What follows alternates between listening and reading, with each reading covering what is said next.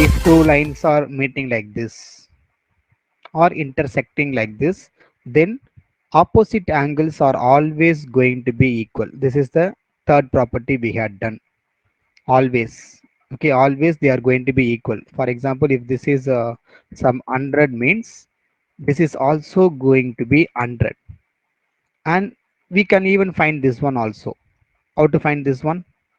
It's a straight line. For example, if this is AB means AB is a straight line, and 100 plus what number we will get 180. We will get 80 there. 80. So if this is 80 means then this opposite side 80. also is going to be 80. So whenever two lines are intersecting, it is enough to have only one angle. With that we can find all the remaining three. Okay, with that we can find any one is enough. Okay, even we had done few example questions also there. Like if you have a question like this, and here they have given some 130, and in case if they are mentioning some A here and B here and some C here. Okay, whereas your lines are like this. Okay, you have some L is some line and M is some line. Now you can find A first. In any order you can find that. So B is equals to 130. Okay, by looking the diagram we can say B is equal to 130. The reason is vertically opposite angles are equal. I'm just using only the short form. Whenever two lines intersect, opposite angles are going to be equal. So that is the first property we are using. And in order to find either A or C, what we need to do? A plus 130 is equal to 180. From So here only C and actually A we are are 50. finding. Yes, both are 50. So A equal to 50 means, which implies C is also 50, because again A and C are opposite to each other. Okay, so this property is very important. Even when you are moving for the next concept, we will be learning transversal. Okay, so when we are getting into that concept, you will have a lot of influence of this rule application there in your transversal concept. So this is very important. So whenever two lines intersect, make sure opposite angles are going to be always equal. Even if you know any one angle means, it is enough to find all the remaining three angles by using this rule. Okay, and one more important thing, you can apply this only when two lines, that is two straight lines, meets each other. In case if your diagrams are given like this, sometimes they may give one line will be a straight line and another line will be given like a slanting. A little slanting will be there. By looking we can observe that, okay, it is not a straight line. See, for example, if this is A, B, O is the meeting point, OC is one ray, OD is one ray means, here you can see this COD is not a straight line.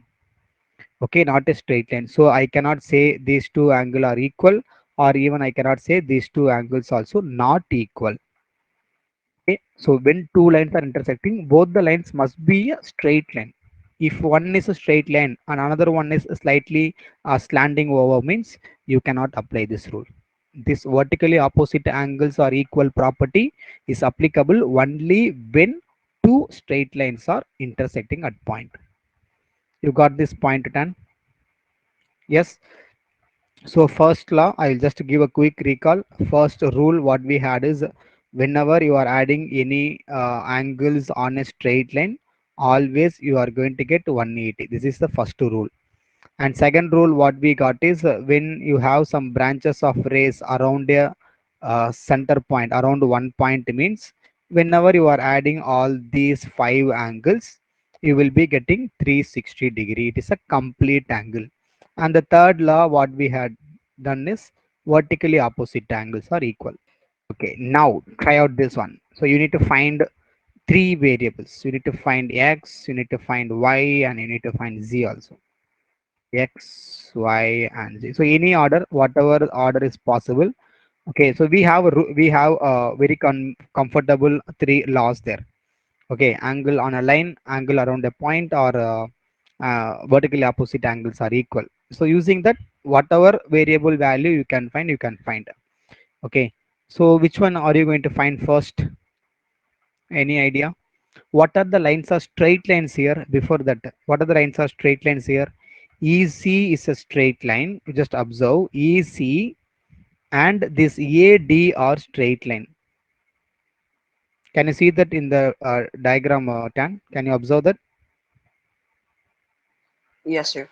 Yeah, this one AD, this one is a straight line. In the same way, EC is a straight line. Now, so two straight lines are intersecting using vertically opposite angles concept. Just to tell me what is the value of Z here. Z. 40. Fantastic. That's all. So just by looking, you can write it as 40. Your rule is vertically opposite angles equal. Okay, vertically opposite angles equal. Now you got Z value. Now with the help of Z, you can find Y, right? Yes, you can find Y because Y and Z are lying on a straight line. That is, it's a below line only. No, Y and Z. So I can write Y plus Z is equal to 180. So Y plus 40 is 180 means then Y is equals to 140. Get me? Yes or no? You got me Yes, right? sir. Fine. So Y is equal to 140. So we got both the values. Now tell me how we can find X. Okay, so I'll tell you why. EC is a straight line. Okay, better I'll darken that. See, look at here. This is a straight line. EC is a straight line. So all these angles will give you 180, no? Yes, EC is a straight line. So I can write 40 X 25 gives you 180. Can you understand that, Ratan? That part, can you understand? Yes, sir. Yes. Yeah, okay, find X value now. Find X value. Solve this linear equation and find X value. So it's going to be 180 minus 65. It's 115, right? Subtract. Is it 115? So X value 115, Y value 40, Oh, and 65. I thought it was 75. I don't know. I added it wrong. I thought it be was 75. That's why careful. I said 105. Yes. Vertical Getting the angle. concept, you angle around a point. You have given all sides are angles, no? All Yeah. sides you have given angles. So angle around a point, sum is what? 360. Angle at a point is 360. 4, 5, plus So you 3, just add everything.